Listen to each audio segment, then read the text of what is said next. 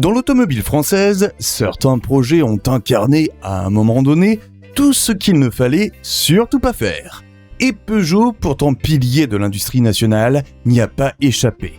Quand une stratégie vacille, les conséquences sont immédiates. Usine en surcapacité, gamme amputée, réseau déboussolé. Il faut parfois des années pour s'en remettre.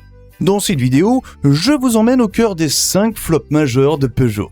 Vous allez découvrir comment la marque a parfois trébuché, souvent à contretemps. Avant de commencer, n'oubliez pas de vous abonner, de liker la vidéo et on démarre tout de suite avec le numéro 5. Numéro 5, Peugeot 305 GTX 1984. Quand Peugeot lance la 305 GTX en 1984, on est à la croisée des chemins.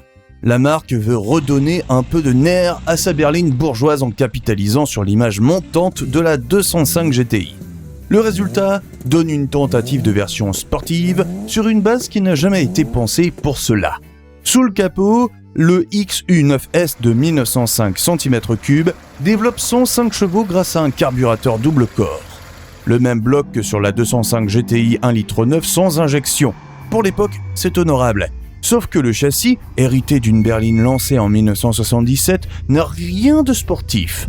Le CX est daté, la ligne sérieuse, et même avec ses suspensions raffermies, son freinage amélioré et ses jantes spécifiques, la GTX reste loin d'une vraie GTI. À l'intérieur, même constat. Compteur et volant viennent bien de la 205. Néanmoins, l'ambiance est plutôt sombre. Quelques équipements flatteurs. Fermeture centralisée à distance, siège baquet, ne suffisent pas à masquer l'ADN trop sage de la voiture. La 305 GTX n'aura vécu que 3 ans. Elle aurait pu incarner un virage pour Peugeot, si elle était arrivée plus tôt sur une plateforme plus ambitieuse. Numéro 4, Peugeot 605 1939. À sa sortie, la Peugeot 605 devait incarner le nouveau du haut de gamme à la française. Elle devait rivaliser avec les meilleures allemandes. Peugeot y croyait dur comme fer, et moi aussi, je dois l'admettre. Sur le papier, tout y était. Ligne signée Pininfarina, silhouette statutaire, train roulant spécifique, plateforme dédiée, luxe rare chez PSA à l'époque. Sous le capot, le PRV V6 atteint 200 chevaux avec sa version SV24, avec 24 soupapes, admission variable et un comportement routier irréprochable. CX de 0,30, amortissement piloté, essieu multibras, direction à assistance variable. Mais voilà, à vouloir aller trop vite, ils ont lancé la voiture sans la fiabiliser. Dès 1992, rappel massif, notamment pour les SV24. Les problèmes électriques pullulent. Les voitures sont parfois reconstruites en usine. Tout tombait en panne, sauf le moteur. Pour une voiture censée défier la Mercedes 300e, c'était un aveu d'échec. Et pour les clients, une trahison. Même après le restylage de 1995 et l'arrivée du V6 ES9 en 1997, plus moderne, plus fiable, le mal était fait. Les ventes s'écroulent. Sur les 500 000 unités prévues, seules 255 000 seront produites. Et c'est d'autant plus cruel que la voiture avait des qualités dynamiques hors normes. Le châssis était même supérieur à celui de certaines allemandes contemporaines. C'est ça le paradoxe de la 605. Une base technique brillante, un projet précipité, mal exécuté, qui a terni l'image de Peugeot dans le premium, pour des années. Numéro 3, Peugeot 604 diesel turbo, 1979.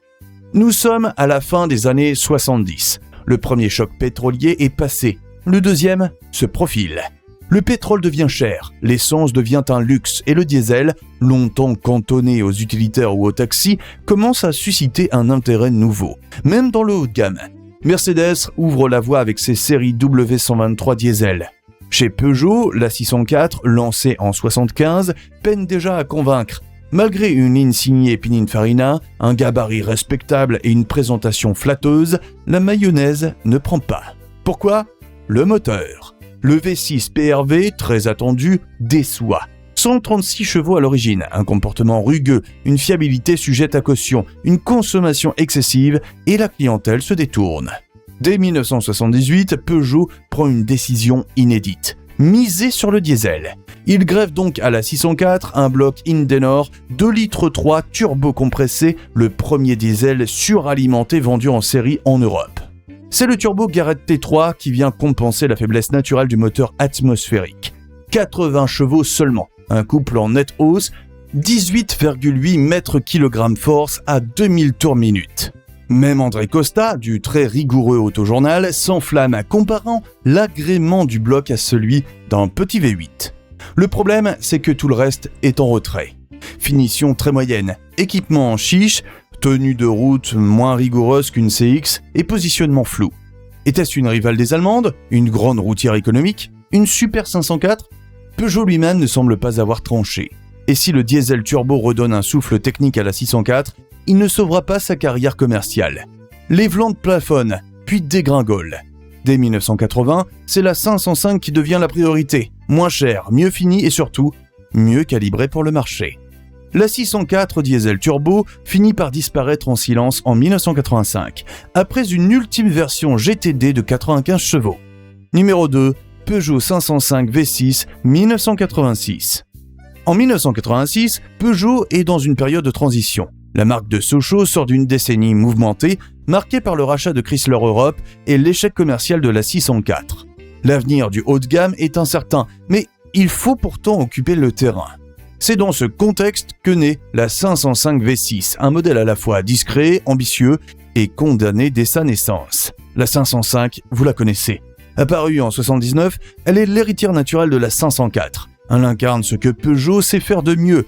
Elle plaît à ceux qui cherchent une propulsion fiable, avec une tenue de route saine et un confort très français. 7 ans plus tard, elle commence à dater. La 305 est en fin de course. La 405 n'est pas encore prête. La 604 vient de tirer sa révérence. Résultat, la 505 doit assurer seule le haut de gamme Peugeot. Et dans cette catégorie, le 4 cylindres turbo, aussi réussi soit-il, ne suffit plus. Alors Peugeot va tenter un coup de poker. En septembre 1986, la firme greffe sous le capot de la 505 un moteur V6, le fameux PRV, dans sa version 2,8 litres à 12 soupapes. Ce bloc, développé avec Renault et Volvo, affiche ici 170 chevaux et propulse la berline à 205 km/h. Sur le papier, l'équation est belle. Propulsion, 6 cylindres, confort et une pointe de distinction. La planche de bord signée Paul Bracq est sobre, l'ensemble respire le sérieux. Et pour les connaisseurs, le logo V6 à l'arrière agit comme un clin d'œil. Cependant, dès son lancement, la 505 V6 accumule les handicaps. D'abord, son positionnement est flou. Trop cher pour une clientèle familiale. 149 800 francs à sa sortie, sans les options. Et pas assez statutaire pour séduire les cadres supérieurs déjà séduits par la Renault 25 V6 ou les BMW série 5. Ensuite, elle souffre de son décalage stylistique. En 1986, les lignes carrées des années 70 ne font plus du tout rêver. La 505 reste néanmoins une belle voiture. Techniquement, elle manque aussi d'arguments pour les puristes.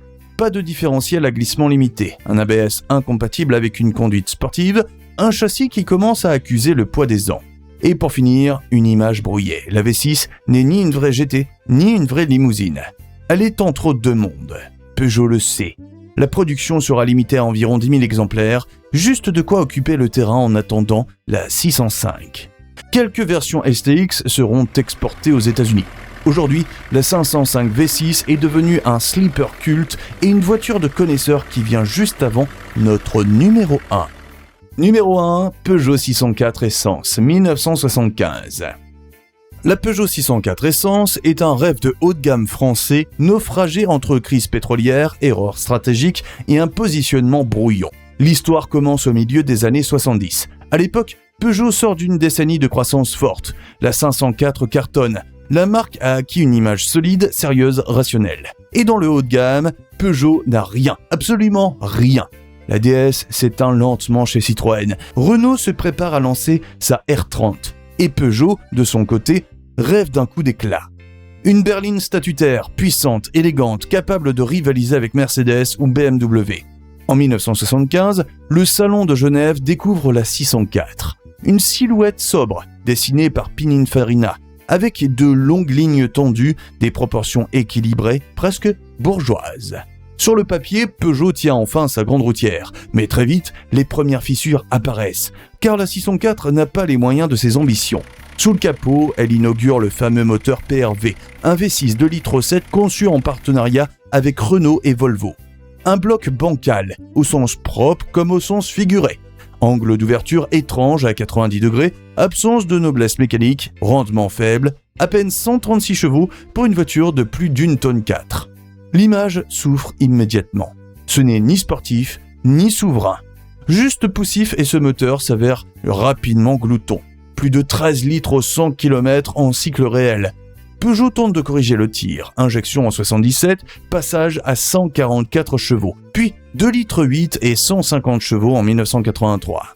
La version GTI est plus performante, mais l'image est déjà écornée. Et puis la concurrence interne fait des ravages. Citroën propose la CX, bien plus moderne, plus aérodynamique et surtout disponible en break, en prestige, en diesel, en tout. Chez Talbot, propriété de PSA, la Tagora SX embarque le même V6 et développe 165 chevaux. Renault, enfin, mise sur la R30, mieux perçue, plus homogène. Malgré ces évolutions, la 604 se vend au compte-gouttes, environ 153 000 exemplaires en 11 ans, dont une part marginale en essence. À titre de comparaison, la Mercedes W123, concurrente directe, dépasse les 2 millions d'unités. Peugeot visait des sommets avec ce modèle. Il a juste glissé sur ses propres illusions. Dites-moi ce que vous en pensez en commentaire. N'oubliez pas de liker la vidéo si elle vous a plu. Et on se retrouve très vite pour d'autres pépites du garage français. Mes amis, permettez-moi une pause pour un mot du cœur. L'an dernier, le 27 août, notre producteur a perdu sa chère maman, Joséphine. Une femme qui aimait les belles histoires comme celle de la déesse. Vous nous avez donné plus de 300 000 vues au cours du dernier mois. Et pour honorer sa mémoire, nos chers viewers nous ont encouragés à viser plus haut en termes d'abonnés. Notre objectif de 1500 ayant apparemment été atteint en à peine une semaine. Nos viewers et nos sympathisants affirment que nous visons plus haut car ils sont solidaires. Nous rêvons d'atteindre 10 000 abonnés ce mois d'août parmi vous. Chaque abonnement compte, chaque partage aussi. Aidez-nous à faire vivre ce canal et à garder son esprit vivant. Abonnez-vous et ensemble, célébrons la passion des belles mécaniques françaises.